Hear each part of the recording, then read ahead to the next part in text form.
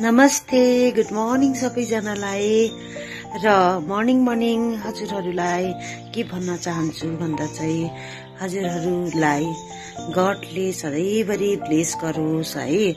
हजुरहरूले चिताएको कुराहरू सबै पुगोस् र हामीमा शान्ति, प्रेम, सद्भावना सधैँ बनिरहोस्।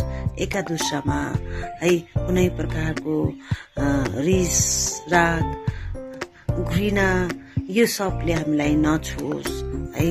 किनकि अहिले संसारमा त्यस्तै भइरहेको छ। सानो सानो कुराले हाम्रो कतिवटा रिलेसनमा बिग्रिन सक्छ, हुन सक्छ। कोही बेला टङ स्लिप भएर हामीले कतिवटा गलत भाषाहरू बोल्छौँ होला है। तर हामीले त्यसलाई फरगिभ गरेको राम्रो हुन्छ जस्तो मलाई लाग्छ।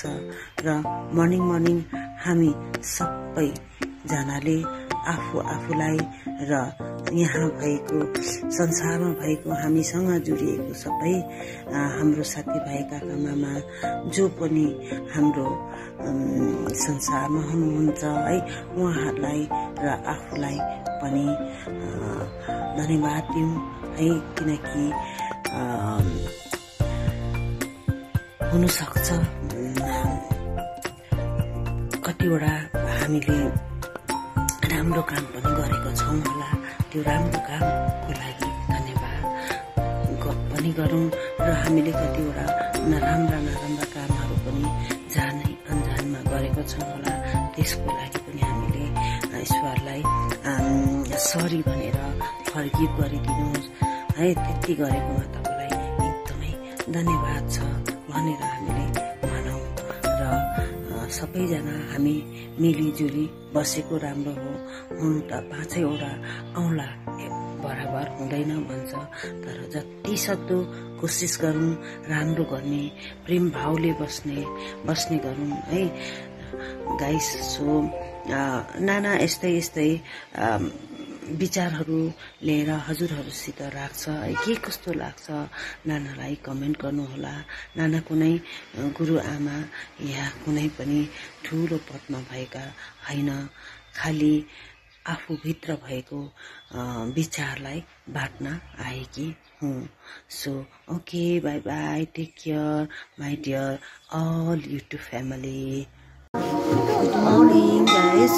आज चाहिँ हाम्रो सकथाको ठुलो पुण्य हो र यहाँ तपाईँहरूलाई तमाङमा ल्याइराखेको छु।